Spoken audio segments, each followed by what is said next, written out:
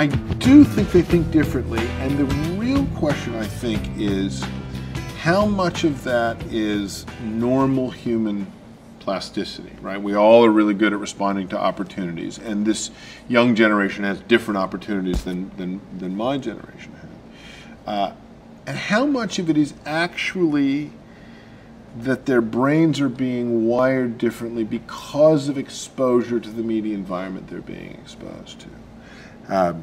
The first category is it's relatively easy to see examples of that. In the States right now, because we're very good at moral panics, people my age, mid-40s and up, are wringing their hands right over what kids are doing, teens are doing on Facebook. As if we would not have done those things had Facebook existed when we were young. And so we want to project this idea, well, I wasn't putting drunk pictures of myself up on Facebook. It's like, well, no one gave us the chance. But I remember us. I think we would have done that in a heartbeat if Facebook had been around. And so rather than, sitting around complaining about how young people have it better than us, which makes us look like old fogies, we decide instead that this is a threat to civilization and must be, whatever.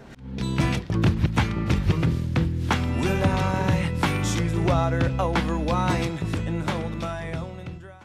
When you grow up expecting to be able to find information at a moment's notice, what does it do to your ability to internalize information?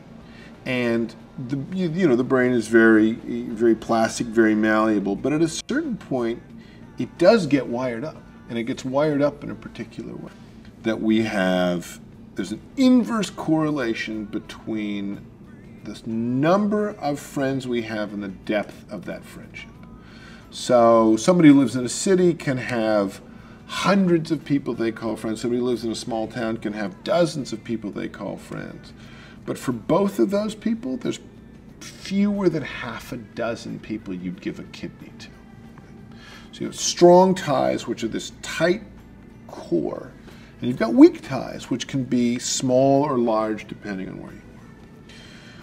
Well, the web is like everybody lives in London. Right? The web is like everybody has access to this enormous pool of people, inexhaustibly large and diverse pool of people.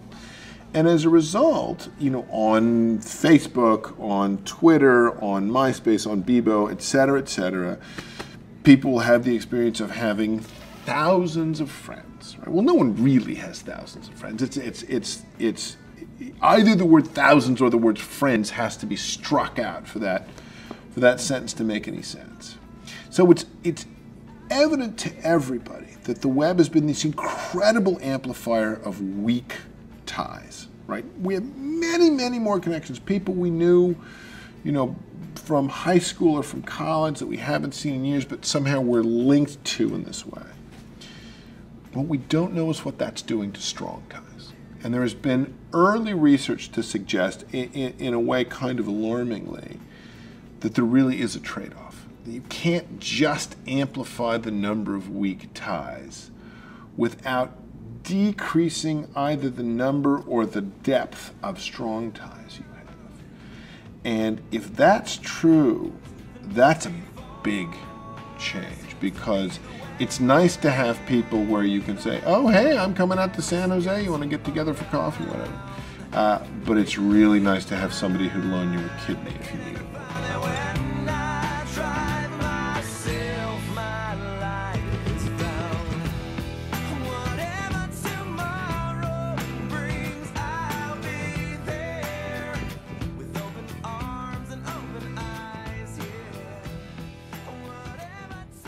They've always had always on.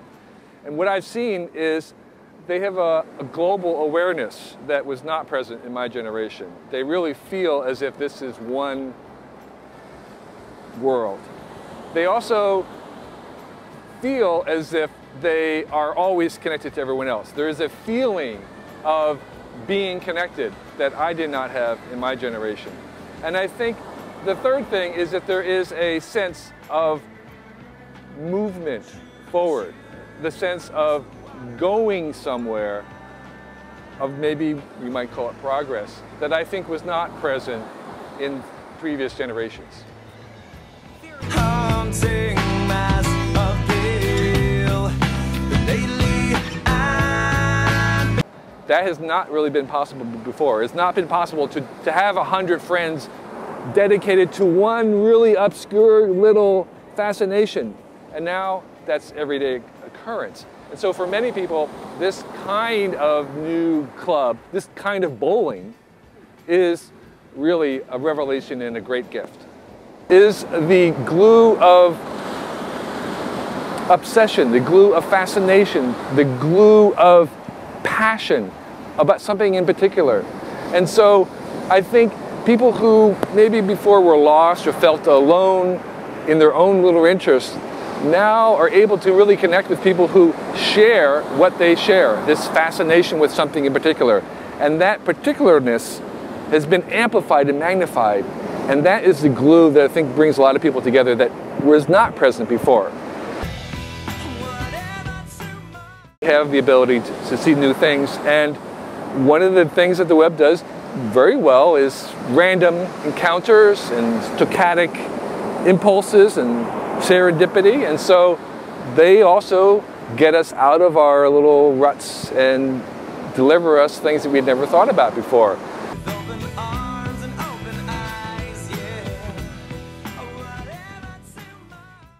That means everybody has a chance to be seen.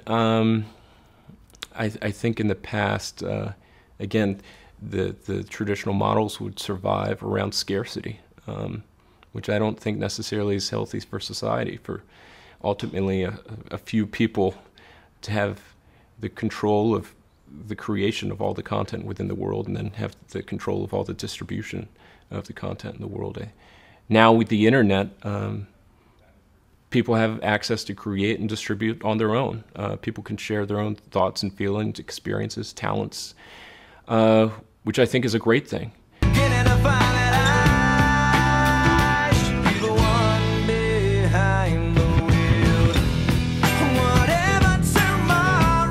It's just the numbers are different.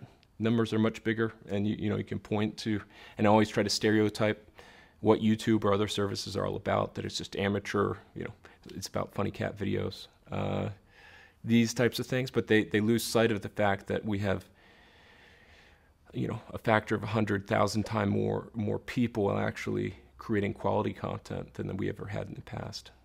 Again, people always like to stereotype what YouTube's all about or what's popular. And of course, some of the natural kind of human element stuff is always going to rise to the top. Humor or other things that are outrageous or shocking. It's something that people want to pass around and share with one another. But you, from time to time, just have inspirational stories. You have political candidates leveraging the system. You have, people just capturing moments, be it a local event happening within their town, or protests, or what's happened in Iran. People capturing these moments and having now a chance to share them with the world, and people using it as a resource to be informed. And what I think it does, when you see the personal side of people just capturing everyday life, is that it breaks down cultural barriers. In the past, I think people have just kind of consumed their knowledge, or I guess their perception of the world, just through media, which again isn't always unbiased. But when you start seeing everyday life from everyday people on the streets, no matter what country they live in, I think it adds a very personal element to that people can connect with, and they start understanding that they have families, they have feelings, they have dreams, just like I do, and not hearing just the biased stories that they would tune in and see on the news. So in that way, I think that's really what has surprised me throughout this process, beyond just looking for that special formula of what makes a video popular. I love to hear about the powerful examples of how YouTube's been able to just affect culture in general. Yeah, I think it's going to be pretty amazing to see how the next generation evolves, if you want to call it that. because of their access to technology.